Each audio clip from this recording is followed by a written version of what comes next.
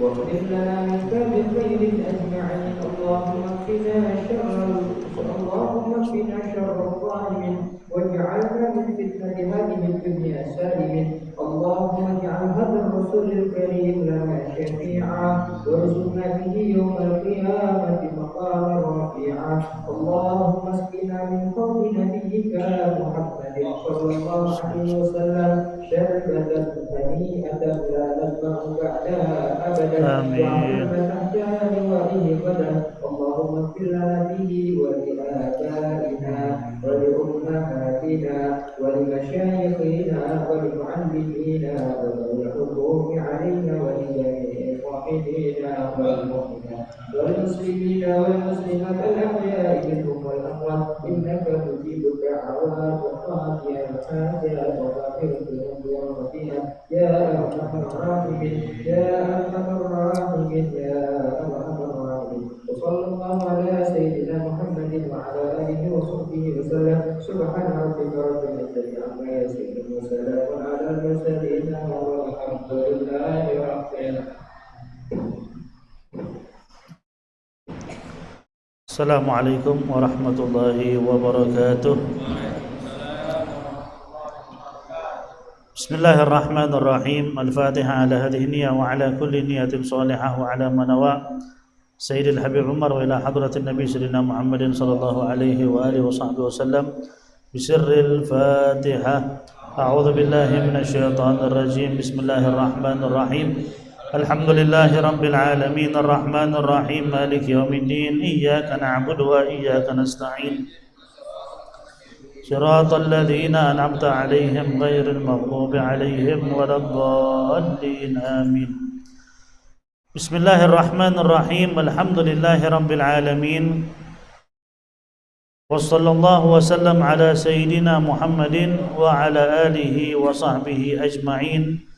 ولا حول ولا قوة إلا بالله العلي العظيم. نوينا التعلم والتعليم والنفع والانتفاع والتذكر والتذكير والإفادة والاستفادة والحث على التمسك بكتاب الله وسنة رسوله والدعوة إلى الهدى دلالة على الخير لابتغاء وجه الله ومرضاته وقربه وثوابه من الله تعالى. يقول المصنف رحمه الله تعالى في كتابه إلى أن قال وتعلمهم علم العبادات والزهد لأن الغالب في طباعهم الزيغ عن منهج الشرع والسعي فيما لا يرضى الله تعالى به والاشتغال بالأخلاق الرديئة غالبة في طباعهم. Pada pembahasan terakhir kita sampaikan poin yang kedua dari nasihat Al-Imam Al-Ghazali alaihi rahmatullah kepada muridnya dan kepada kita semua, yaitu jangan sekali-kali ada niat atau ada tujuan mencari kedudukan, apalagi mencari kedudukan dengan akhirat, dengan ilmu agama, cari masa, cari uang, cari kekayaan. Itu sangat berbahaya untuk hidup kita di dunia maupun di akhirat. Tapi di sini diberitahu oleh Imam Ghazali, jadikanlah ilmu yang kita punya itu untuk mengajak manusia kenal Allah Subhanahu wa taala, dan lebih cinta dan kangen terhadap akhirat daripada kehidupan dunia. Itu tugasnya para ulama.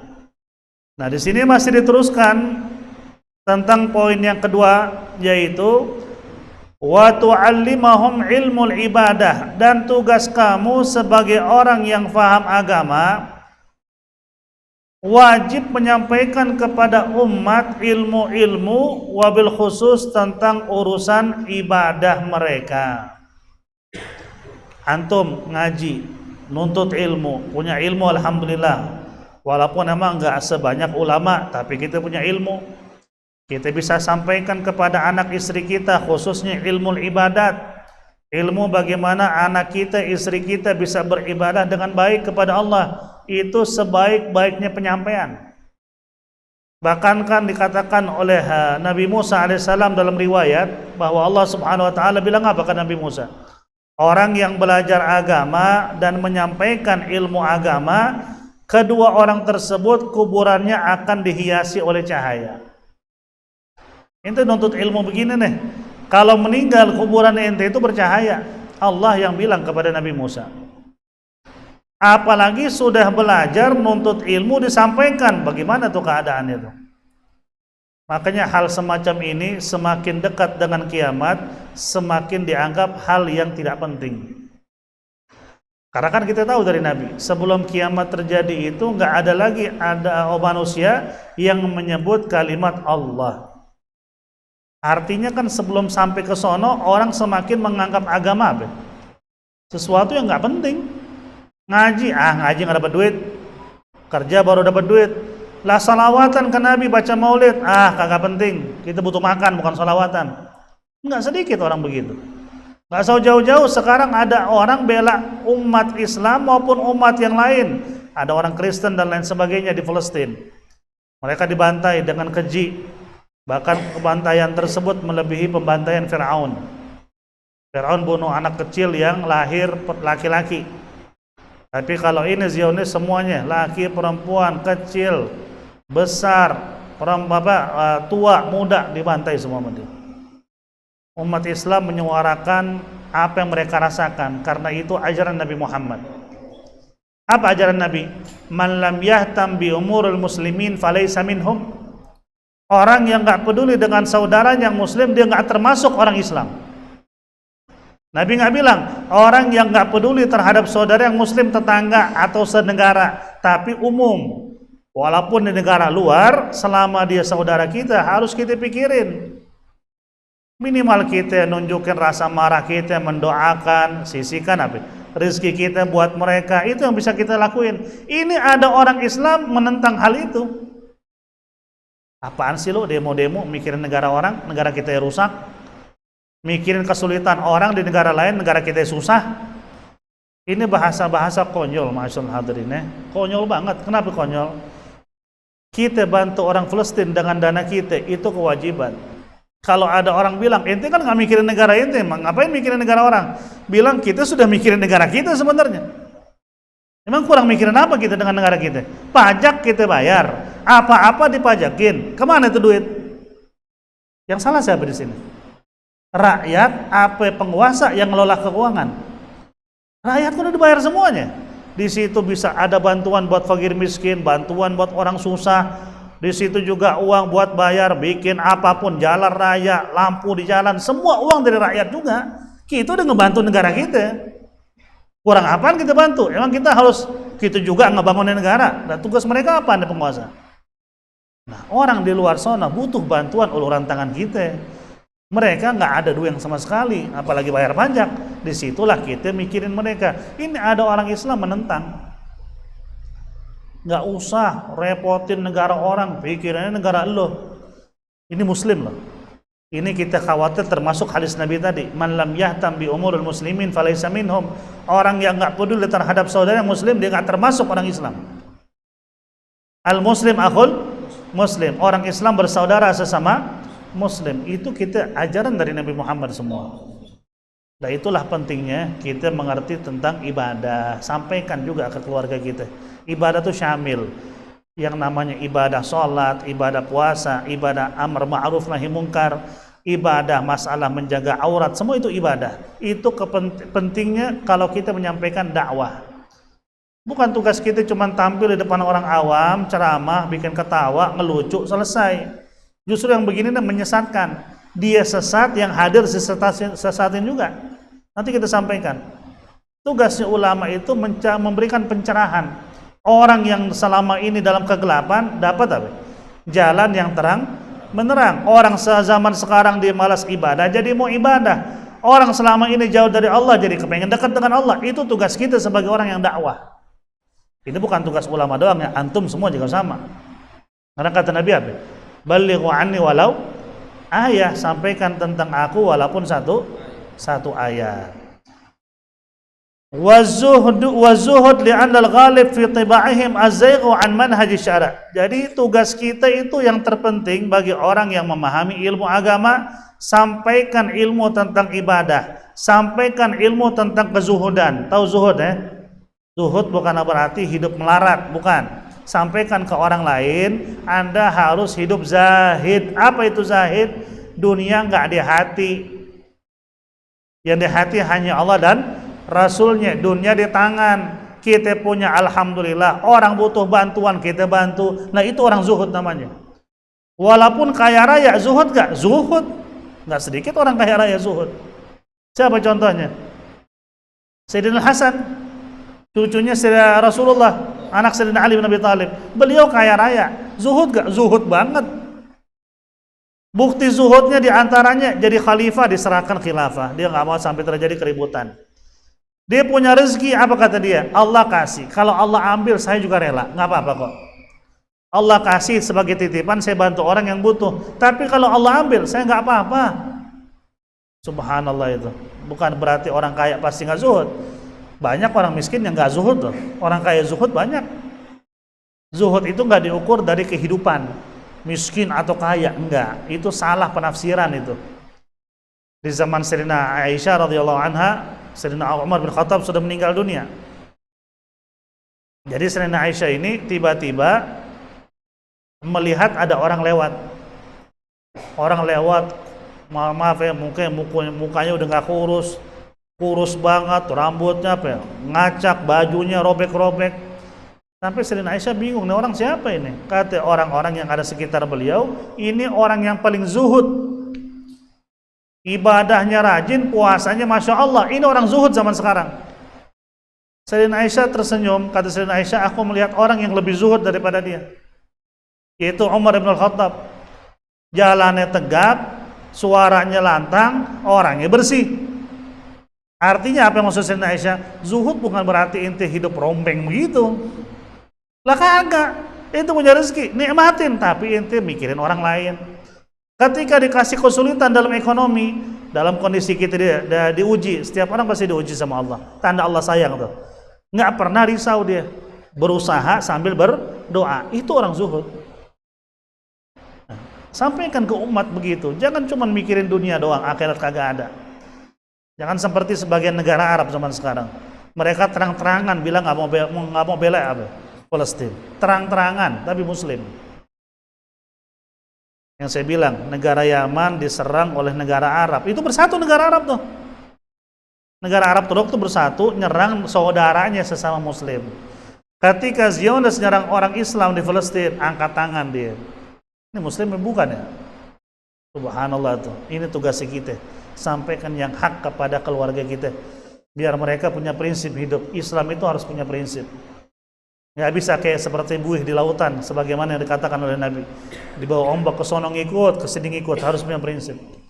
Katakanlah yang benar meskipun apa? Meskipun pahit. Kenapa kita sampaikan tentang zuhud kepada orang-orang sekitar kita? Karena kata Imam Ghazali, li'anna ghalibat tiba'ihim. Karena mayoritas manusia itu yang menjadi tabiat mereka yaitu az-zayghu an manhaj syara'. Tabiat manusia emang demennya itu apa? Dia bertabrakan dengan syariat. Nikah, belum siap gue. Zina tiap hari. Nikah udah bismillah, udah usaha ente, alhamdulillah, tapi belum ada kerjaan tetap. Zina nggak apa-apa. Ini namanya apa? Kita ini lebih suka nabrak syariat daripada mengikuti syariat. Dengan dalih ketakutan tadi itu. Ya, Habib Umar kan pernah bahas. Anehnya orang Islam di akhir zaman begitu. Ketika dibilang nikahin tuh anak, udah dewasa, udah kerja, ntar dulu. Nanti anaknya bini dikasih makan apa kalau dinikah? Padahal sebenarnya sebelum dinikah, kata Habib Umar, dia setiap bulan dapat gaji, bisa beli pakaian mahal, minyak wangi mahal, kendaraannya mewah. Tapi gitu bilang kawin loh, nggak berani gue. Ntar bini gue makan apaan? Lah loh, poya-poya itu. Kalau dibalikin itu kasih bini bisa makan gak dia? Sebenarnya rasa takut itu datang dari mana? Syaitan. Asy-syaitan ya'idukumul faqra. Itu kata Allah dalam firman-Nya. Setan emang selalu nakut-nakutin kamu akan kefakiran. Dan didemenin buat kita tuh yang namanya maksiat. Emang maksiat mah enak aja deh. Pacaran ngeliat bini ngeliat orang ngeliat pacar itu deh bidadari, bukan dari surga lagi, dari atas surga. Udah indah aja deh. Begitu nikah berubah semuanya. Kenapa? Ketika sebelum nikah setan giring nafsu kita.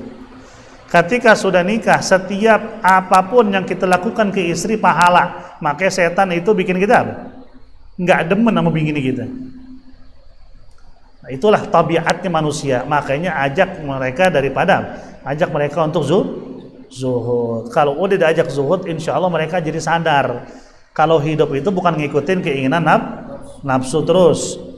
Wasa'i fima la yardallah ta'ala. Tabiat manusia demennya itu bertabrakan dengan syariat dan mereka selalu melakukan hal-hal yang Allah tidak ridha. Itu tabiatnya manusia. Harus diarahkan. Manusia ngelakuin dosa, itu jangan celak dia. Manusia dia, tapi harus diarahin. Ini kan jangan mandang orang berbuat dosa, Allah ahli maksiat yang neraka orangnya. Enggak begitu juga, manusia dia. Butuh arahan, butuh dinasehatin, dan nasihat buat dia, buat kita juga. Ketika keluar nasihat dari mulut, itu kita nasehatin diri kita dan nasehatin apa? Dia, karena kita juga butuh nasihat.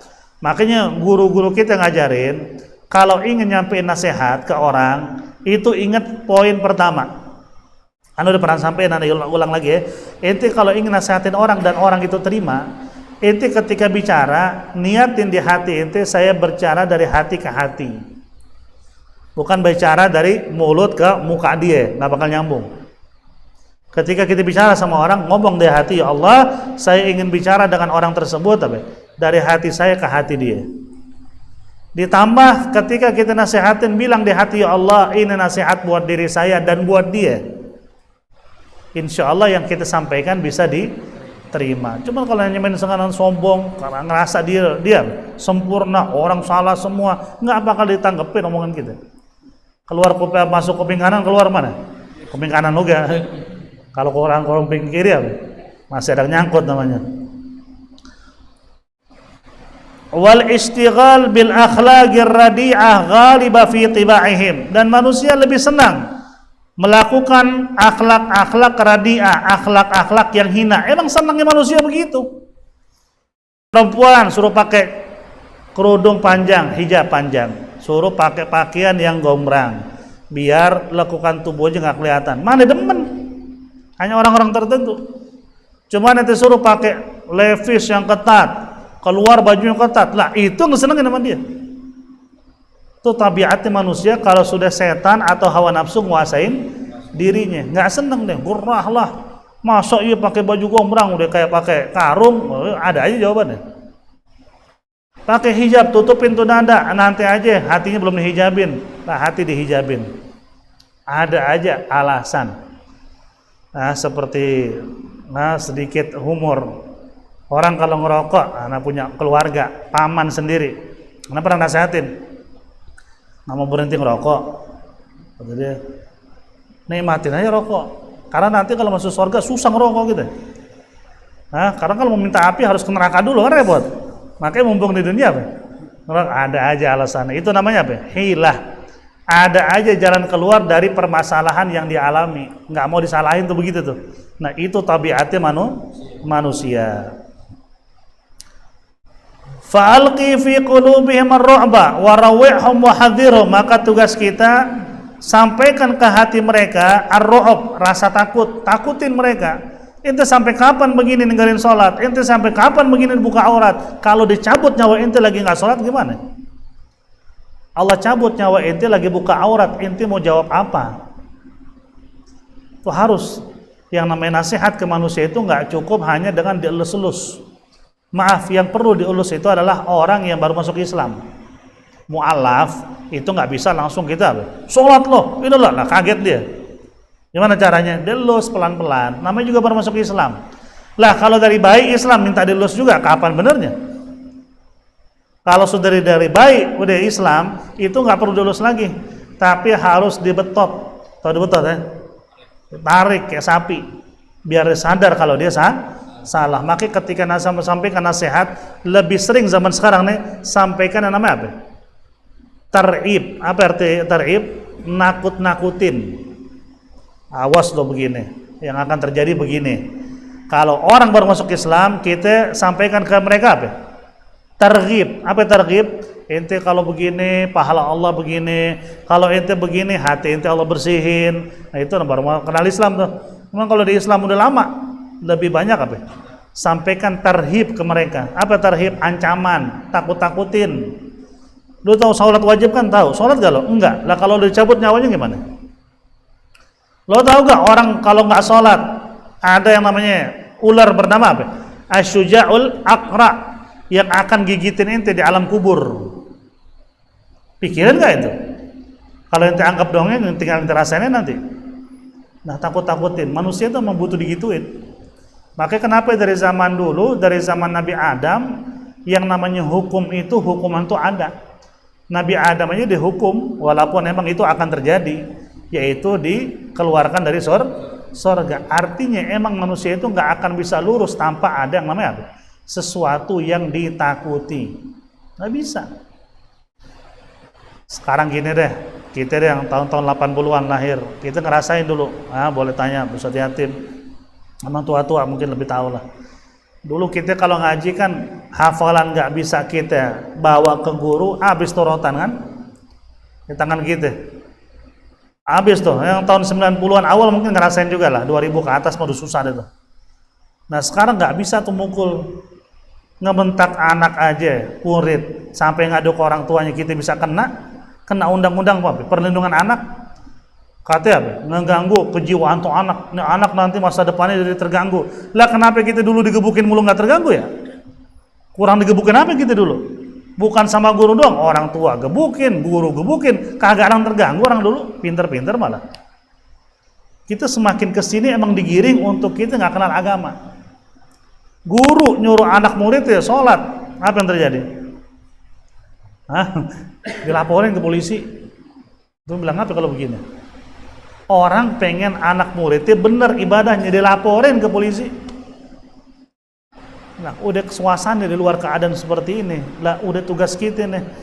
Kita jaga keluarga kita minimal, anak dan istri kita, dan orang-orang yang bisa kita nasihati. Sampaikan ke mereka rasa takut yang luar biasa. Walaupun kita bikin cerita dongeng demi menyelamatkan orang lain, boleh gak? Boleh kan, seperti cerita perempuan yang ngebohongin suaminya tentang apa? Azab ketika suami gak sholat, yang sampai dicerita kepada Syekh Ali Jum'ah. Syekh Ali Jum'ah bilang, cerita yang kamu perbuat itu emang mungkin bisa dikatakan secara zahir kayak bohong, tapi emang bener, orang gak sholat pasti apa? Disiksa. Kalau tujuan kita baik, silahkan.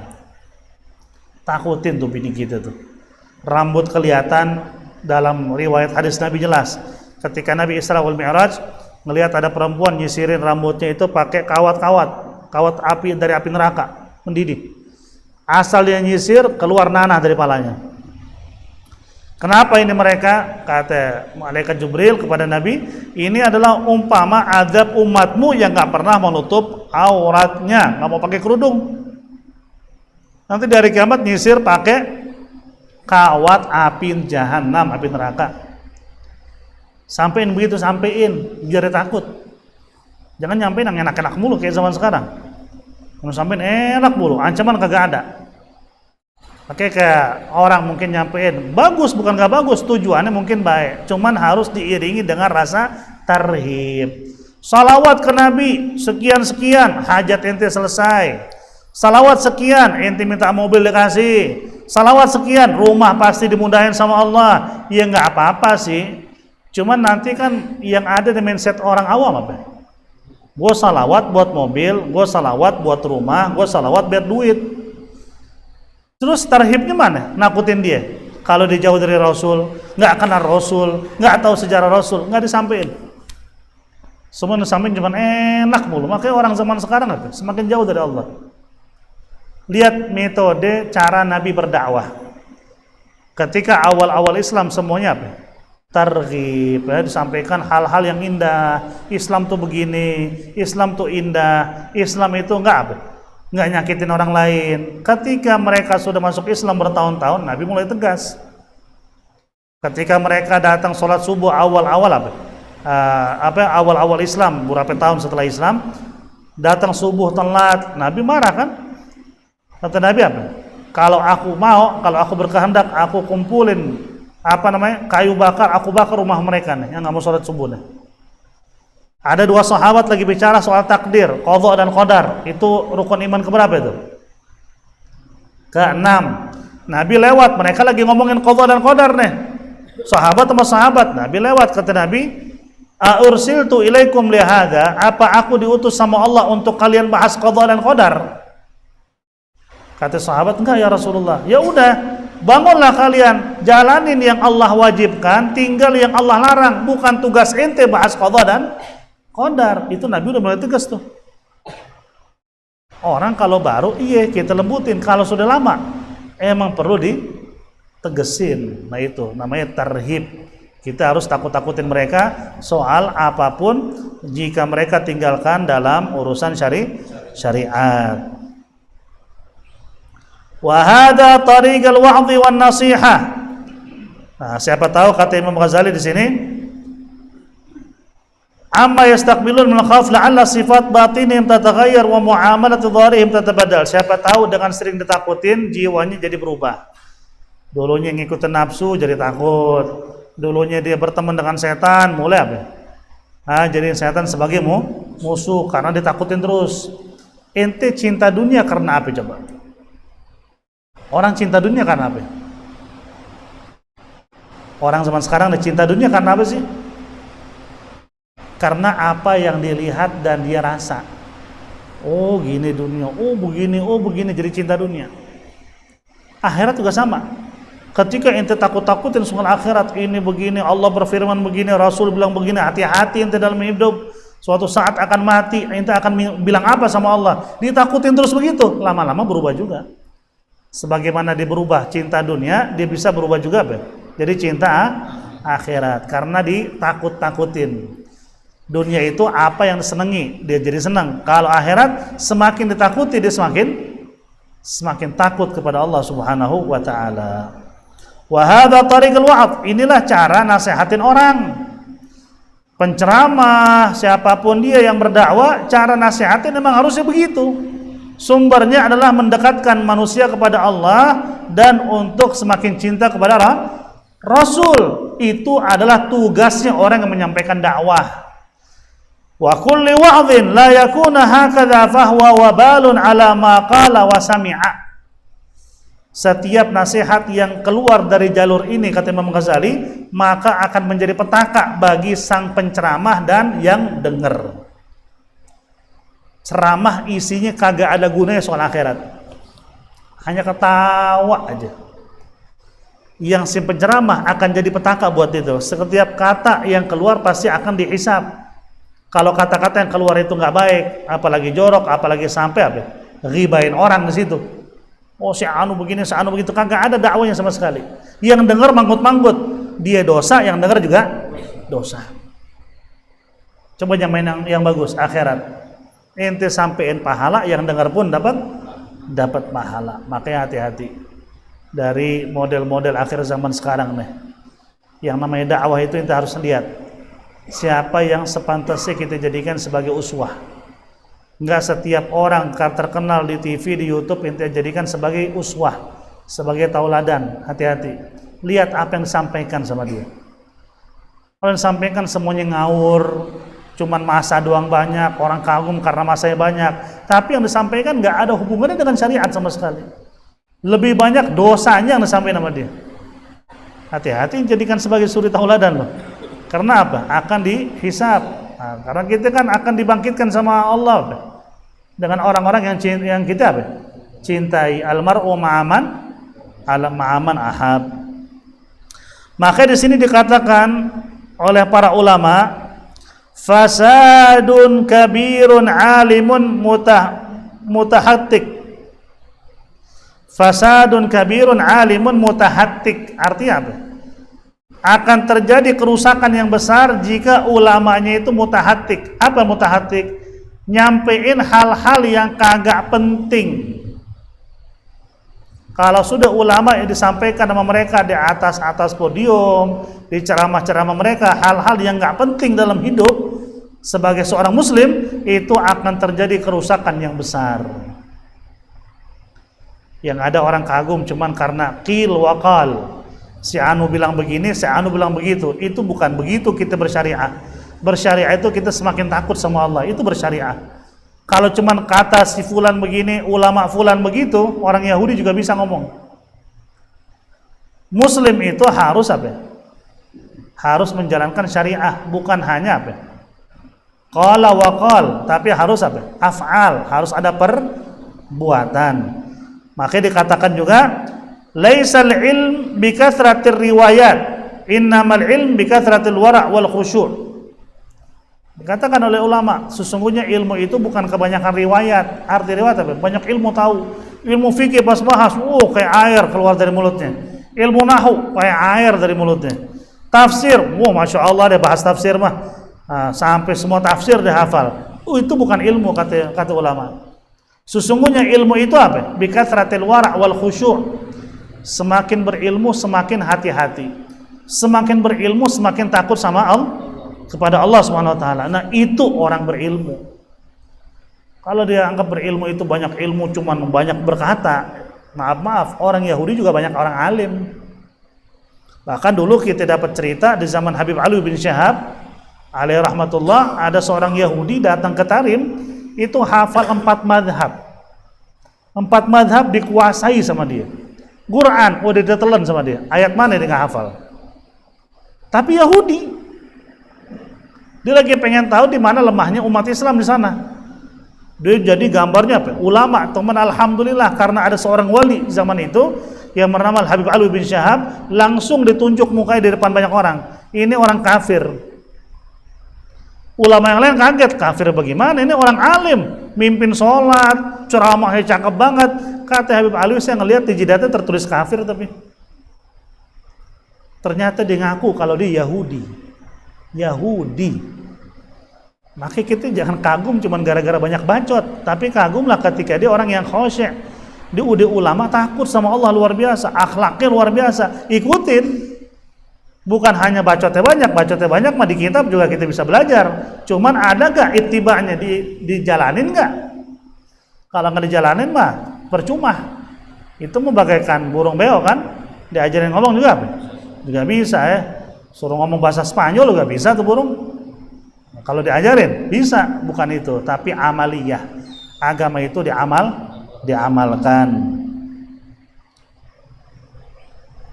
Bahkan dikatakan di sini, balqila, bahkan dikatakan oleh sebagian ulama, innahu qaulu syaitan. Orang alim yang nyampein hal-hal yang sia-sia di hadapan banyak orang, nggak ada urusannya dengan agama, dianggapnya gaul. Apa itu gaul? Gaul itu adalah tukang sihir dari bangsa jin. Tukang sihir dari bangsa jin itu disebutnya apa? Gaul. Jadi ulama yang kayak gitu diibaratkan seperti penyihir dari bangsa jin. Kelihatannya doang backgroundnya ulama, tapi nyesatin umat. Ini banyak sekarang, nggak sedikit, banyak. Bahkan diisi di sela-sela ceramah mereka, sela-sela dakwah mereka, diiringi dengan maksiat, banyak. Pengikutnya banyak nggak? Banyak banget pengikutnya, nggak sedikit. Justru yang begitu akan semakin banyak pengikutnya di akhir zaman begini. Maka lama-kelamaan akhirnya Islam ini tinggal apa? tinggal nama. Itu kata Nabi. Nanti akan datang suatu zaman atas umatku, Islam itu hanya nama doang. KTP Islam, kelakuannya nggak ada Islamnya sama sekali. La sholat, wala tutup aurat. Melihat orang ngaji dikatain, melihat orang ceramah ulama dikatain sama dia. Orang lagi berbuat baik dihina-hina sama dia, padahal Muslim KTP-nya. Itu akan terjadi. Sahabat ketika dengar Nabi bilang begitu kaget. Apa mungkin nanti Islam itu tinggal nama? Kata Nabi, akan terjadi. Terjadi gak sekarang? Terjadi. Islam hanya nama. Kalau dibilang kafir gak terima dia, tapi gak sholat. Ini ke orang kafir, jangan hina gua dong, tapi gak tutup aurat. Ini ke orang kafir, benci sama ulama, enggak, ada cinta. Cuma tergantung ulama yang kayak gimana. Jadi apa? Jadi juri ulama dia. Bisa ngebedain mana ulama yang lurus, mana yang kagak lurus. Berarti dia lebih alim. Begitulah keadaan umat di akhir zaman. Yadhhab bil khalqi 'an at-tariq wa yahlikuhum. Jadi diumpamakan seperti dukunnya jin atau dianggap seperti syaitan karena dia menggiring manusia semakin jauh dari Allah. Kelihatannya doang dekat sama Allah, tapi semakin jauh. Islam ini penuh adab. Kita kalau ceramah pun ada adabnya. Ketika menyampaikan tentang Nabi ada adabnya. Bagaimana ulama dulu? Kalau sudah nama Nabi disebut seperti Imam Malik, dia mandi, dia pakai gamis, dia wudu, dia pakai minyak wangi, baru diminta mimbar, baru dibilang Rasulullah bersabda. Saking dia menjaga akhlak terhadap nama Rasulullah. Imam As-Subuki, seorang ulama besar dalam ilmu hadis, beliau kalau sudah dengar nama Nabi, beliau berdiri. Dia mengucap atau orang lain mengucap, berdiri dia. Dia berdiri ngomong apa? Salawat dulu. Allahumma salli ala Sayyidina Muhammad wa ala ali Sayyidina Muhammad. Dia duduk lagi. Setiap nama Rasul disebut. Itu ulama dulu begitu tuh. Dan sekarang mah, maaf, nama Rasul buat candaan. Buat candaan, buat ngikutin nafsunya dia.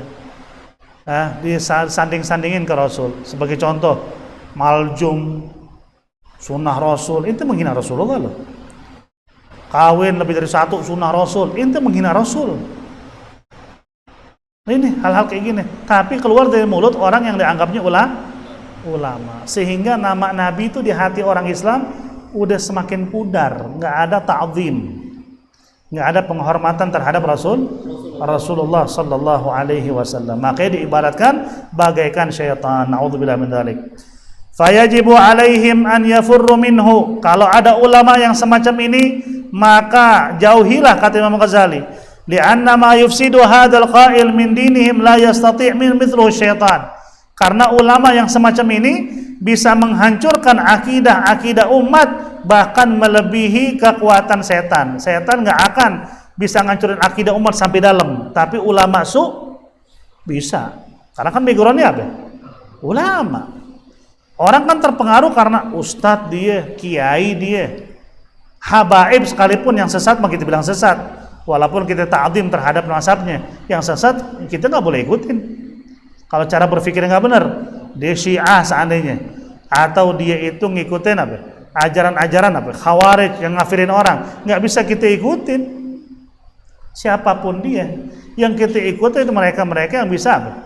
Nuntun kita untuk kenal Allah, semakin takut sama Allah, semakin dekat dengan Nabi. Nah itu yang harus kita ikutin.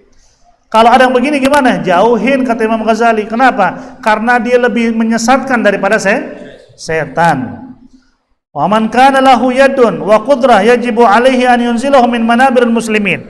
Bahkan orang yang punya kuasa, jika ada ulama semacam itu, turunin dari mimbar kalau dia lagi ceramah. Ceramah nggak penting. Umat butuh agama, umat udah jauh dari Allah, umat isi cuma dunia otaknya. Akhirat nggak ada, sholat nggak khusyuk, salam pengen buru-buru pulang, imam baca dikit lama gelisah. Ini keadaan umat begini loh sekarang. Imam baca doa lama udah dari amin begini sampai begini deh, lama amat nih orang ya. Begitu keadaan kita. Tiba-tiba dia harus ngajak orang dekat sama Allah, ceramahnya semakin ngejauhin. Udah, Islam itu rahmatan lil alamin, benar, Islam rahmatan lil alamin, tapi ditafsirin sesuai dengan otak dia. Udah, kita jaga kerukunan kita, semua agama sama, yang masuk surga yang baik. Ada gak kiai ngomong gitu? Ada, kiai loh. Kalau sudah menganggap agama lain benar, kafir bukan? Nah, kafir. Kenapa kafir? Inna dina indallahil Islam. Wa man yabtaghi ghairal Islam dinan falam yuqbal minhu. Siapa ngikutin agama selain Islam akan ditolak. Allah yang berfirman, tiba-tiba ada manusia so alim, semua agama benar, yang baik yang masuk surga. Bahkan ada orang bilang apa? Yang baik pasti masuk surga, mau agama apa kek? Lah terus ngapain ada nabi dan rasul ya? Sampai perang, sampai diuber, sampai mau dibunuh, ada yang dibunuh. Nabi Isa kan diuber mau dibunuh. Sama Allah diangkat ke langit. Kenapa? Menyampaikan agama. Kenapa Nabi Isa nggak ngomong aja begini? Udah, lo nggak usah repot apa-apa, yang penting baik. Nggak ada ngomong begitu kan? Ada yang namanya hablum minallah, jaga. Ada ibadah, ada apa? Perintah yang harus apa? Kita jalanin. Nah, ini harus kita ikutin. Nah, kalau ada ulama semacam ini, kita punya kuasa seperti mungkin sebagai polisi ataupun sebagai RW setempat, RT setempat, dia berhak untuk nurunin ulama yang menyampaikan hal-hal yang tidak penting, apalagi yang disampaikan hal-hal yang maksiat. Bagi maksiat, turunin. Lafu kiai kalau mau ceramah ngajak orang untuk kenal Allah aja. Ceramah yang kagak penting, apalagi ngomongin maksiat. Maaf, acara Maulid Nabi yang diomongin pakaian perempuan. Maulid Nabi, Maulid Rasul, ceramah ngomongin pakaian dalam perempuan. Yang kayak gini bid'ah agak. Ana sepakat sama orang Wahabi Salafi masalah ini mah. Ini bid'ah namanya ini. Bukan acara Maulidnya. Cuman isinya. Kalau diisi dengan maksiat. Yang hadir ketawa seneng. Nanti terbahak-bahak ngomong jorok begitu ketawa semua. Subhanallah ya.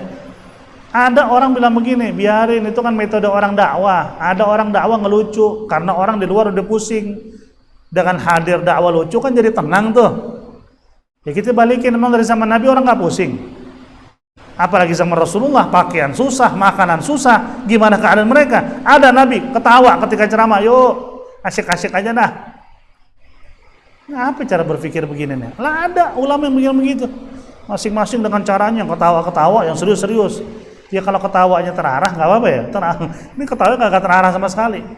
Bahkan kalau kita dengerin orang ngelawak, nggak ngomong jorok begitu. Ngelawak, nggak ngomong jorok begitu, ngelawak nggak, ngelucu aja.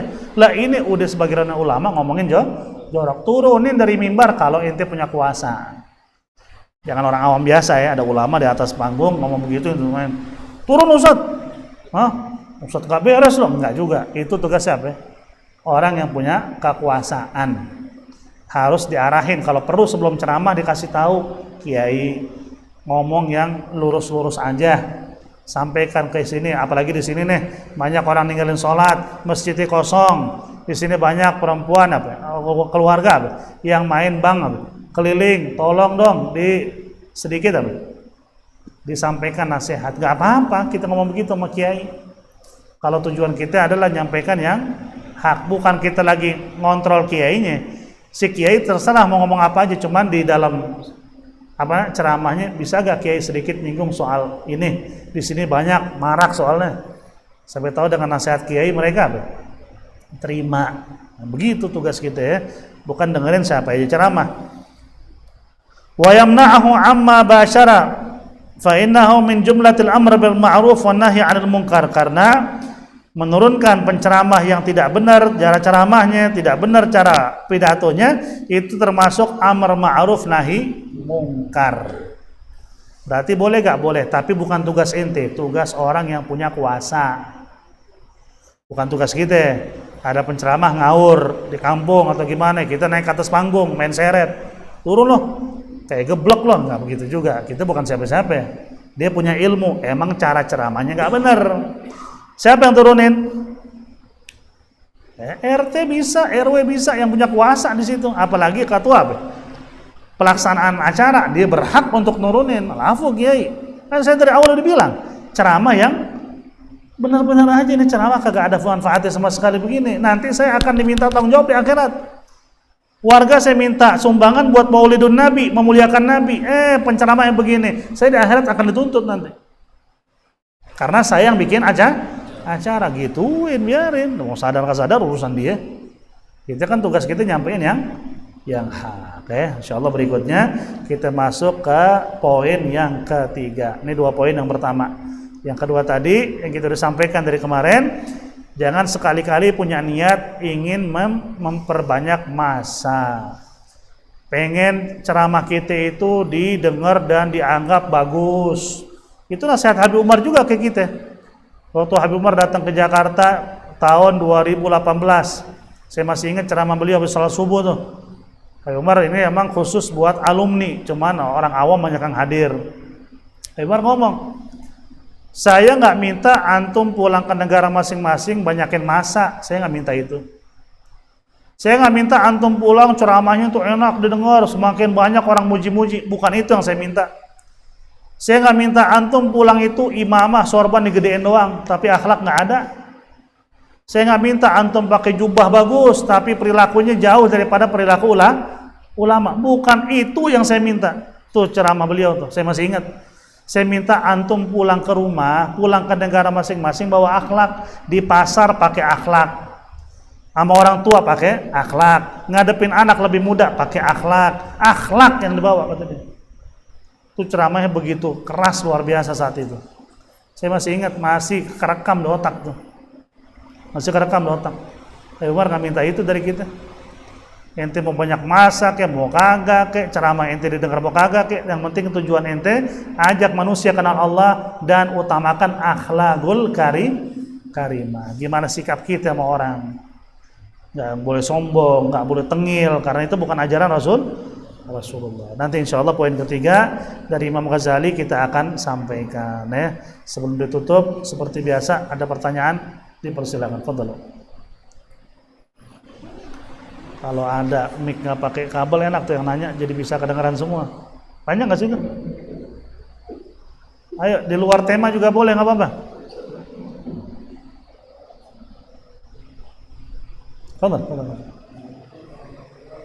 Waalaikumsalam warahmatullahi wabarakatuh.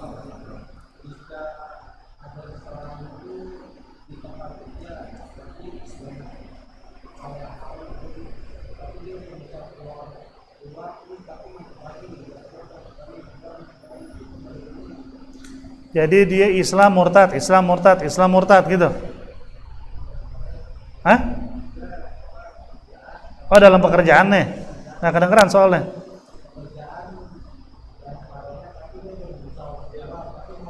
Oh banyak perkara haram dalam bekerja. Tapi dia udah berusaha keluar. Dari apa nih keluar maksudnya? Dari kerjaan itu.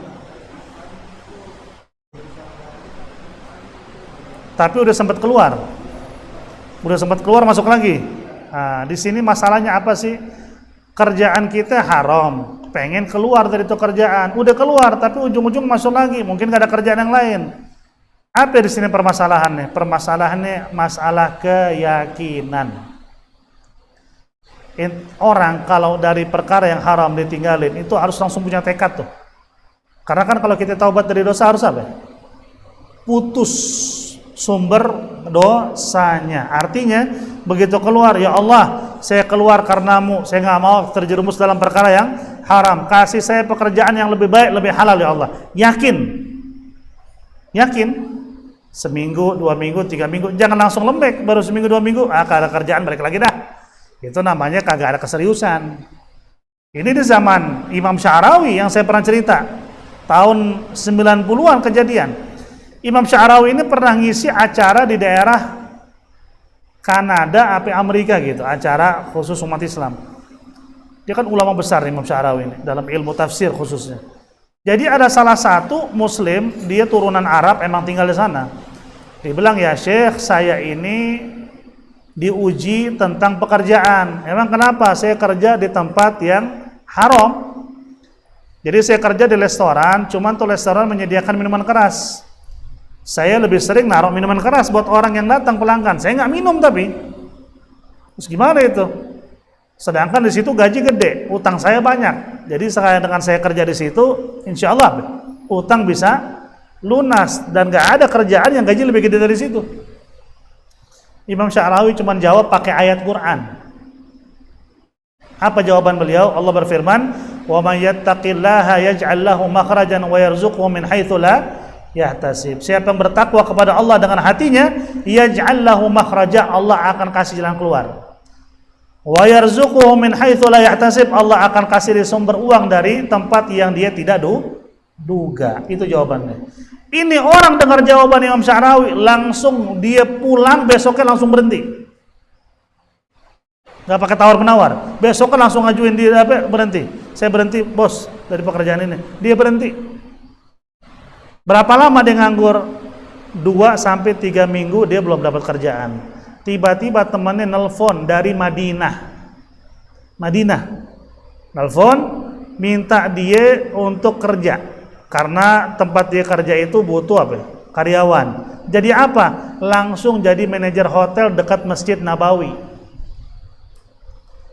Langsung dikasih posisi sebagai manajer di Masjid Nabawi, dekat Masjid Nabawi hotelnya. Luar biasa gitu. Yakin? Ya kalau 2 minggu, 3 minggu, sebulan gak ada kerjaan langsung lemes kerja lagi, ya susah. Nah disitulah Allah menguji iman kita sejauh mana kita yakin. Karena kata Imam Ghazali pernah diginiin, wahai imam, nyari kerjaan yang halal susah, gak ada, lebih banyak haramnya. Kata Imam Ghazali, kalau lebih banyak haram udah kiamat. Benar gak? Kalau gak ada yang halal lagi, kiamat gak?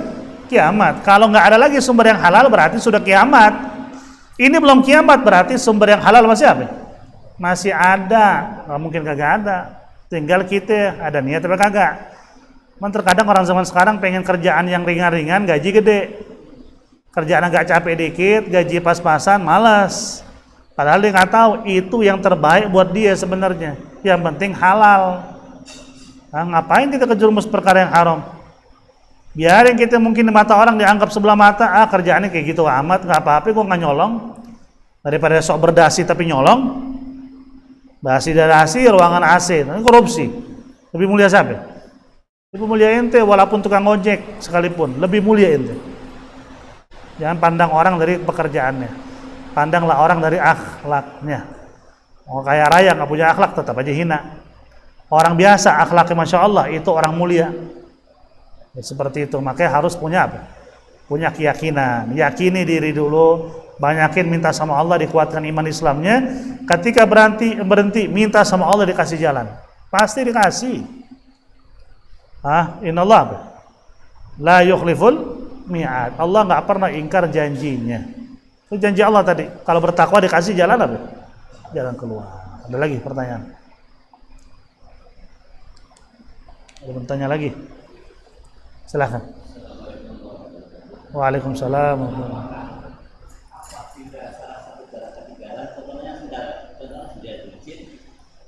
Dan suatu saat kita pakai, apakah itu berdosa? Yang kedua, apabila kita menjalankan sholat lima waktu, kita ragu-ragu antara 2 atau 3, kita akhirnya mengambil keputusan yang kecil. Apakah setelah salam kita harus berdosa? Terima kasih. Assalamualaikum warahmatullahi wabarakatuh. Nah, yang pertama soal sendal tadi ya? Sholat kita ragu-ragu. Sendal bukan sendal tadi.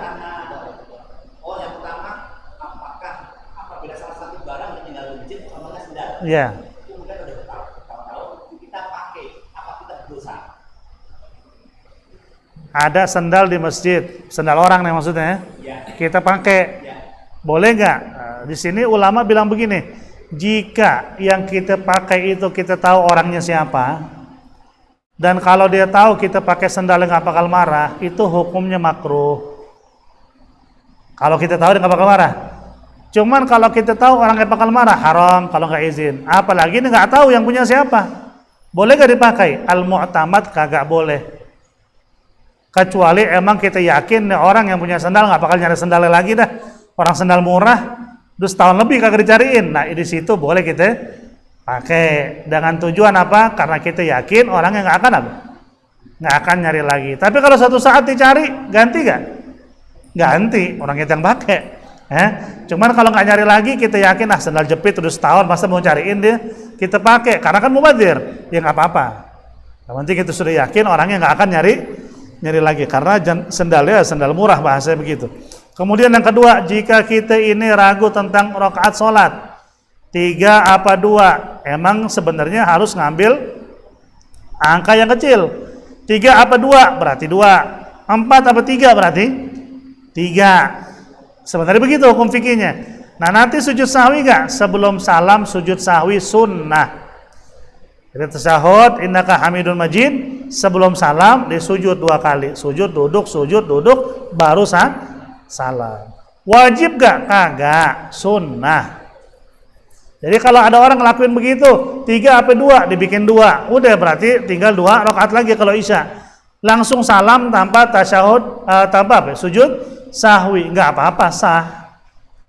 Cuman disunnahkan sujud sahwi setelah tasyahud sebelum salam. Kalau sudah kelar salam, udah kelar namanya sujud sahwinya, udah keluar dari sholat kita. Sujud sahwi itu dilakukan di dalam sholat sebelum salam, sesudah tasyahud akhir. Seperti itu. Ada lagi? Lahir? Apa? Waalaikumsalam. Islam mengenai donor darah, apakah baik buat kesehatan atau berbahaya? Nah. Yang badannya kurus ragu ingin donor darah. Nah. Apa hukum donor darah? Di sini ulama sudah sepakat karena ngikutin apa kata dokter. Yang tahu masalah itu dokter. Masalah apapun yang berkaitan dengan kesehatan, ulama pasti nyari ahli kesehatan karena mereka lebih tahu. Baru ulama ngeluarin fatwa. Jadi masalah donor darah itu untuk kesehatan sangat baik. Nah kalau ada orang kurus takut donor darah, dokter lebih tahu kan sebelum donor darah diperiksa dulu. Diambil darahnya, kualitas darahnya bagus sampai kagak, ditensi, ada masalah gak dengan tensi darahnya. Ketika dokter bilang bagus, semua normal, bisa donor, dokter lebih tahu. Ente mau sehat, keker, sampai kekernya urat keluar semua tuh. Tapi begitu diambil darahnya, bermasalah darahnya, nggak bisa buat apa? Donor darah, nggak apa kali kasih sama dokter. Pasti kata dokter, lo donor darah, lo nya sehat, orang yang dikasih darah lo apa? Sakit, orang masukin penyakit ke badannya. Oke, yang lebih tahu sebenarnya dokter. Mau kurus, mau gemuk, dokter bilang bagus, tensi bagus, kualitas darahnya ketika diambil dulu ternyata apa? Keluar hasilnya bagus, insya Allah bisa buat donor darah. Itu bagus juga, karena akan memperbaiki apa? Sel darah yang baru.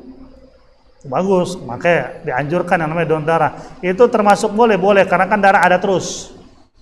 Yang nggak boleh itu donor ke organ yang lain. Donor ginjal kasih ke orang nggak boleh sama sekali. Dengan satu ginjal ente akan apa? Bermasalah nanti. Lah orang yang lain butuh ginjal gimana? Ya jangan ente kasih ginjal ente kasih, ente sakit, dia juga sakit tetap. Itu nggak boleh karena yang ada di tubuh kita bukan milik kita, milik Allah. Nanti kalau saya mati, mata ambil kasih ke orang, enak aja, punya Allah tuh mata.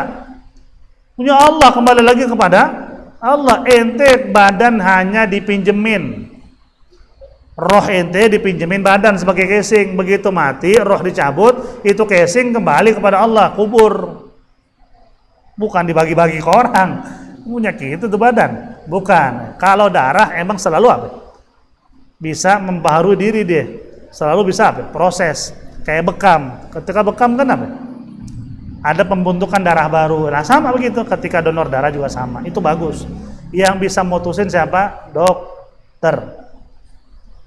Ulama ngeluarin fatwa sesuai apa kata dokter. Masing-masing di bidangnya.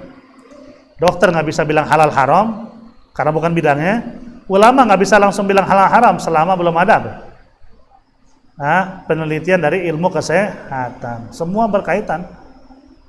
Terus saling menghargai, saling menghormati itu di situ. Ulama ngehargain dokter, ahli kesehatan harus ngehargain apa? Ulama juga. Jadi bolehlah mau kurus mau gemuk asal ditetapkan oleh ahli kesehatan bagus, tensi bagus, darahnya bagus, ya nggak apa-apa. Karena dokter lebih apa?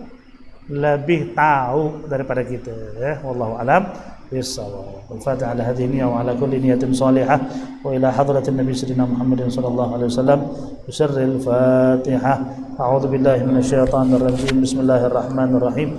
Alhamdulillahi rabbil alamin arrahmanir rahim maliki yaumiddin iyyaka na'budu wa iyyaka nasta'in ihdinas siratal mustaqim siratal ladzina an'amta 'alaihim ghairil maghdubi 'alaihim waladdallin amin. Allahumma haqqil Fatiha wa sirril Fatiha wa karamatul Fatiha ya farijal ham ya kashifal gham ya man li'abdi yaghfir wa yarham bi fadli subhana rabbika rabbil izzati amma yasifun wa salamun 'alal mursalin walhamdulillahi rabbil alamin. Ya rabbana a'tarafna بأننا اقترفنا وأننا أسرفنا على لظى أشرفنا فتب علينا توبة تغسل لكل حوبة واستر لنا العورات